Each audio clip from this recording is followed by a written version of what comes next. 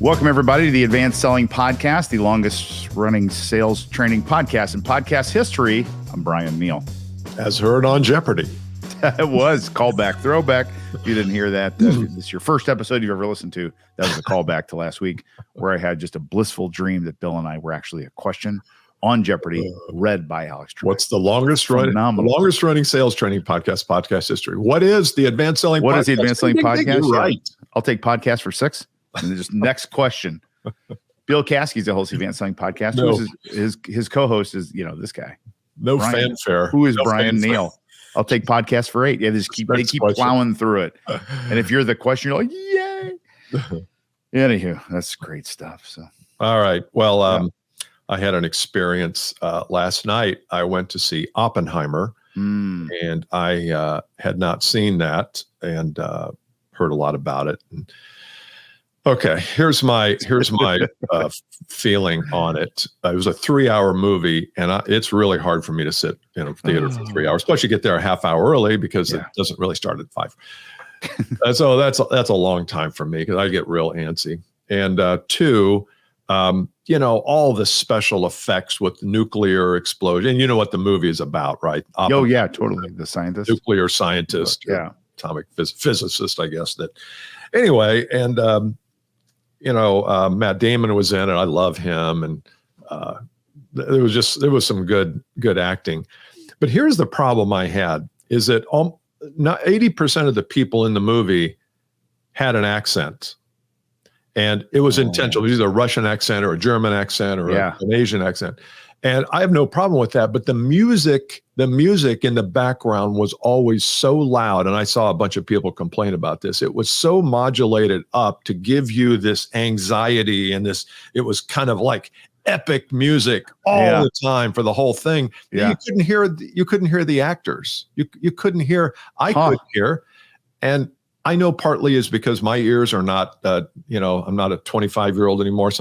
But I'm usually pretty good at hearing things, but I couldn't hear through all the music. And so I'm wondering if our audience has that. It could just be me. It could just be me. I don't know. That's a great, that's one of those things. And I'm not a movie guy. I mean, I've watched a whole bunch of movies in the past, but nowadays, for the very reason you said, I just can't find a place to give up 4 hours for anything that I may not thoroughly enjoy. Yep. So that you just sold me on not going. Well, I'll catch it. I'll catch it on a plane sometime. I'll watch a movie on a plane. That's easy. But so that's one of the things that I'll have is I'll get hung up on something like that, and the whole time that's like all I can think about. Yeah. Or if something happened with the character and they missed something, like they had a ponytail and they didn't, and then they did, and I'm like, screw that up. Like I don't believe anything anymore, right? Because you've lost me. So that's an interesting thing. A jump cut. A jump cut. Yeah, totally. Like whoopsie daisy. Yeah. Well, after 3 or 4 minutes, I said, "What did he say?" And then Jane would say it, and then after that, she's like, every time I ask her, she's like shoving me away. Okay. Read it. Which I don't blame her. I mean, who wants to be bothered by especially for a deaf dude anyway. in the theater. Right. All right. So here's my topic today. I need some help with this. And here's my commitment is I want to create a video for sales leaders, VPs, CEOs, presidents. And I have a title for it. And I want you to weigh in with me on what these things might be inside the video. And then as I produce it and create it, I will put it up on the Advanced Selling Podcast LinkedIn group page so that you guys can see it when it's done. Creativity live. That's what we're doing right now. We're creating something live. I love this. And I'm also, I want to help you do the same thing. So if great. In the future you have something you're just kind of thinking through, and I know every episode is kind of like that in a way. Totally. But so here's my title, my title, because my title is 5, and you can substitute number, maybe 3, maybe 7, 5 sales skills your team needs but doesn't have. Okay. 5 sales skills your team needs but doesn't have. And the doesn't have part. So I don't want to make this so simple because people you got to be able to talk to people. Well, everybody knows how to do that. That's not a doesn't have thing. So the doesn't have part makes it, what are some maybe obscure skills that we don't typically think about as frontline, in-your-face sales skills that are necessary today in the world we live in that your team just doesn't have. Love it. And for you sales professionals listening, you will get value out of this because there might be some things that we talk about here that you don't have that you need to have, and that Bryan and I need to have too. Yep. So I want you, and if you want me to put on some Jeopardy music. Yeah. Oh, yeah. You're great. Stay with it. As you think about these things, because I know I'm putting you on the spot. I've got 2 so far. That's I've got 2, and now you triggered me in a good way with the obscure. So one of these that I wrote, I think is obscure. I bet wasn't on your list. That's my guess. I could be wrong. I don't have a list. Well, we don't have one left. Okay, I've got 4 things, so I'm not okay. Because if we come up with 9 things, I'll do it 9 skills. If we come up with 4, I'm ambivalent to the number. Yep. So we just do it the way we usually do it. You do one, I'll do one, and then love it. Hang on, let me write one more here. I'm writing down. Okay. This is audio show. People can't see us writing, but I'm gonna go here. While you're doing that, for you people who listen on Spotify, Stitcher, or iTunes, we are also on YouTube. So if you'll go and look up Advanced Selling Podcasts on YouTube, we film every episode, and you can see what's on Bryan's forehead, those little things that he has on his forehead. What are those? The lines? No, I'm just Is it Ash Wednesday? No. No. How long was I out? You can see his set. You can see my set. You can see what we look like if you care. But anyway, it's on YouTube. So if you're wanting to watch us, I don't know why, but if you are, it's there. All right. Okay. Just wanted to ready. Thank you. That's good. Yeah. Stretch. That's in the business. Stretch. That's right. Stretch for 15. Stretch 15 minutes. No, seconds. Okay. I'm going to go a skill that your sales team, this is to leaders, right? Skill your sales team doesn't have that they need is advanced LinkedIn skill. Advanced LinkedIn skill. If you go pull an audience of a sales team, and if you ask any sales leader, how's the team's LinkedIn game? The sales leader will look away. They'll go, because you know what else is going on? The sales leader's like, my game's not very good. I got no game. And how can my team have game if I got no game? I don't even understand the game. It's like me going to coach a soccer match. I just can't even start. How's your team? I have no idea. I don't know how to do this. I don't even know. I work with the other shaped ball, not that's this. Right. So I think that's a massively underdeveloped skill that sales teams are going to need to develop that most leaders don't have. Therefore, their teams don't have. And I'm not talking about setting up a profile. No, marketing approves of. That's not what I'm talking about. You're talking about using LinkedIn as a business. 100%. And I don't mean a business like you're selling on LinkedIn. I mean, really getting what is our strategy? What is our plan? What's our daily execution look like? What is our messaging? How are we going to do? All of it. I love that you said that, Bill. I'm going to steal that. It is a business. It's not something you do. It has its own strategy, its own elevation, it's its own thing across the board. But don't you think that's its own topic, but don't you think there's a lot of that in many of these platforms like YouTube? Oh, sure. A couple of people on YouTube, and we're getting more serious about YouTube, but there's a couple of people and they just post videos to YouTube and they are complaining that they only got 10 views. Well, YouTube is it's a new frontier. It's a new vista with hashtags and titling and AI and thumbnails. And I mean, you need a pro to help you if you're going to really get serious on YouTube. Love that. And I think a lot of these platforms we treat just as a place to go post stuff. And we don't say, wait a minute, this is a business opportunity here if we could use LinkedIn properly. And I think LinkedIn for most sales professionals is the logical place. I don't think it's YouTube. Yes, but same difference. And I love that you use the word vista. That is my in-laws are they like to hike and nature and stuff like that. When we go on family vacation, we always look for a good vista. And now it's kind of a joke that I always put the family text trail. Hey, look at this beautiful vista. But it's true. It's true. The purview. It's gorgeous. Oh my gosh. Purview. Serious? Did you have purview? I just started playing around with that word purview, and perspective is kind of the same way. What's in your purview? And it sounds like a little kitty cat thing. But I think that's so true, is that when you get, it's like when you go to a seminar, like if you and I were to go to a seminar on, let's just say, YouTube, and we thought we were pretty smart on YouTube. We go to the seminar and hear somebody that's really freaking good on YouTube for 4 hours. We would say, oh my God, I had no idea. Yeah. I had no idea this even existed. And it's the same with LinkedIn. That's why you need to take classes on LinkedIn. You need to have a LinkedIn coach, maybe. Yes. Somebody who does that, who can help you look at that with the proper perspective, rather than, oh, it's just another social media platform. Yeah. No, it might not be. It might be something better than Go through and like some things. All right. Here is my first one. And I have no idea if this is a skill or not, but I think it is. And you've heard of the term seeing is believing. Love it. And didn't Wayne Dyer write a book called You'll Believe It When You See It, or You'll See It When You Believe It? He said, you'll see it when you believe it. Yeah. It's a great book. That's a great book. And I believe that believing is a skill. And so this idea that, okay, so I'm setting my goals for the end of for 2024, and it's December. And I say, okay, I want to go from 100 grand a year of income to 125 grand a year in income. And so that's wrapped up in a belief about that's possible. You probably believe that extra 25,000 is possible given your experience and all that. But what if I told you that you could get to 300,000 and the only thing keeping you there is belief in getting there? You would probably come back and say, well, that might be, but I'll see it when I believe it. Yes. And you have to change that. It's got to be, I will believe it, and then I'll see it.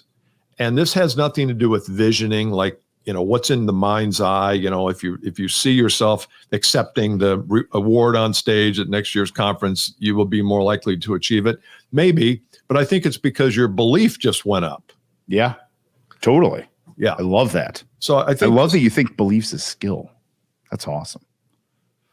I love it. I think it is. It's so good. I think it is. So if you have a person who wants to go from 100 to 300, and again, it could be customer base, it could be revenue, corporate revenue, doesn't matter what it is. Do some testing and say, what is your belief set right now that you can get there? And don't take their first answer. Don't take your own first answer, because it'll probably be BS.